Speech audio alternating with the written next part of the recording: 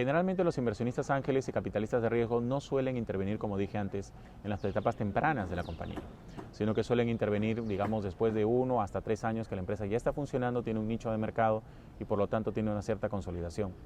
Los montos varían, pero yo diría, por ejemplo, que sería un equivalente a unos $100.000, de unos 100.000 a $500.000 al año, de ventas en términos anuales, ¿no? He visto casos de inversionistas ángeles que han invertido en compañías que venden alrededor de 100 o $150.000 al año, hasta casos obviamente de inversionistas ángeles que invierten en compañías que venden mucho más. ¿Y hay un promedio de rentabilidad que ellos buscan o varía demasiado dependiendo del sector? No, es una excelente pregunta también. Estadísticamente y empíricamente se ha hecho un estudio a nivel mundial de las rentabilidades anuales que piden los inversionistas ángeles.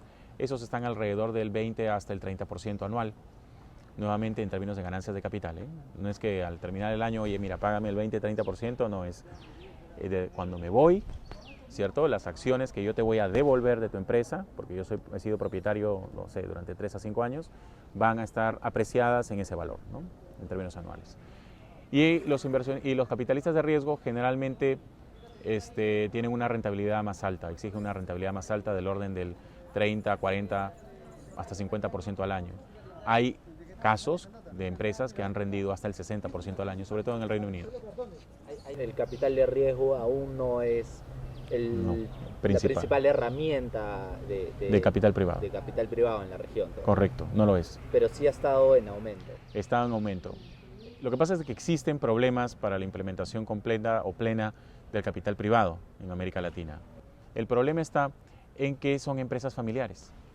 Entonces, al ser empresas familiares, un gran número de ellas, generalmente a las familias no les gusta sentar extraños o personas extrañas dentro de la toma de decisiones o de la Junta General de Accionistas o la toma de decisiones diarias de las empresas. Una solución a ese problema puede ser el hecho de que los capitalistas de riesgo hasta cierto punto compran porciones minoritarias de acciones. Entonces no buscan el control de las empresas, sino que buscan comprar una porción minoritaria, algo que normalmente no se entiende. La gente piensa, bueno, voy a crear una nueva empresa y me consigo capital ángel y con eso ya la hago. No es así. O sea, en realidad, los inversionistas ángeles y capitalistas de riesgo, uno, no suelen invertir en etapas tempranas de la compañía. Segundo, si invierten en porciones minoritarias. Pero ahí se presenta el problema de accionista mayoritario, que es propia riqueza al minoritario. Y este inversionista me imagino que sí querrá al menos proponer algún gerente general o alguna persona independiente que le permita garantizar la rentabilidad de la empresa. Absolutamente. Y eso hasta cierto punto puede representar un problema para la empresa familiar. Es decir, tenemos que mejorar la gobernanza el gobierno corporativo de las empresas pequeñas. Es una primera necesidad. De las empresas familiares, ¿no? Generalmente no tienen consejeros que sean terceras partes. Otro tema también está relacionado íntimamente con las incubadoras empresariales. La labor de capital de riesgo y de capital ángel, por ejemplo, se ha impulsado de forma dramática en los últimos años en México y en Brasil y un poco más en Colombia, por la sencilla razón de que las incubadoras empresariales realizan la selección natural de esas empresas que pueden ser atractivas a los inversionistas ángeles, por ejemplo. De cada 100 empresas que se crean el día de hoy, solamente 5 van a seguir funcionando después de 5 años. Es decir, la tasa de mortalidad está alrededor del 95% en 5 años.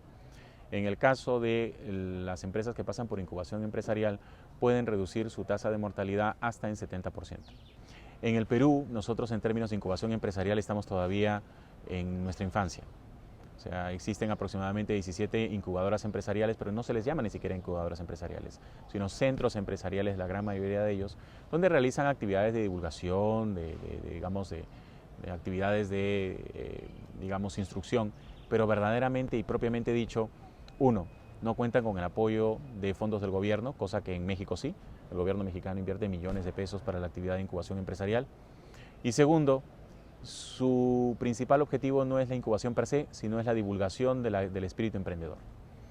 Entonces, mientras que no existan incubadoras empresariales, yo veo que hay otra dificultad en términos de la simetría de información que hay entre inversionista ángel o capitalista de riesgo y el empresario, ¿no? Es decir, tú presentas un proyecto de inversión en un banco y ese proyecto de inversión suele presentarse en condiciones de certeza, no se hace un análisis de riesgo, no se establecen estrategias de contingencia, no se sabe o no se pone énfasis en quiénes son los miembros del equipo que van a desarrollar el proyecto. Son muchos factores que los capitalistas de riesgo sí consideran y que los bancos no. ¿Por qué? Por la sencilla razón de que los bancos piden garantía 2-1, 3-1, 4-1 y simplemente se eliminan el problema de averiguar un poco más sobre el proyecto. Garantías imposibles para una empresa pequeña. Claro, porque si yo tengo esas garantías, entonces ¿para qué voy donde el banco? O sea, no tiene mucho sentido. Y si no, pues para el banco es un negocio seguro, ellos no arriesgan nada, ¿no? Mientras que los capitalistas de riesgo y inversionistas ángeles se vuelven socios del empresario y por lo tanto corren el riesgo con el empresario. Los proyectos de inversión, pocos de ellos se les aplica análisis de riesgo y mucho menos de ellos se les aplica análisis de opciones reales donde tú de alguna manera puedes decir, oye mira, y si yo tengo la posibilidad de expandir mi negocio, ¿qué hago? Si tengo la posibilidad de abandonar mi negocio, ¿a cuánto lo puedo liquidar? Si tengo la posibilidad de cerrarlo temporalmente y abrirlo nuevamente, ¿cómo lo puedo hacer? Es toda una investigación estratégica que es muy limitada en las empresas a las cuales apuntan, ¿no? Por dos motivos: no tienen capacitación adecuada, presentan, se enfocan solamente en un flujo de caja de certeza que supuestamente puede pagar el servicio de deuda, si empiezan con deuda, porque la gran mayoría no lo hace. Y por lo tanto son generalmente negocios que están enfocados a la parte convencional, es decir, más de lo mismo. Mientras que el inversionista ve... El inversionista ángel busca innovación, y no innovación tecnológica necesariamente, eso es una mala concepción.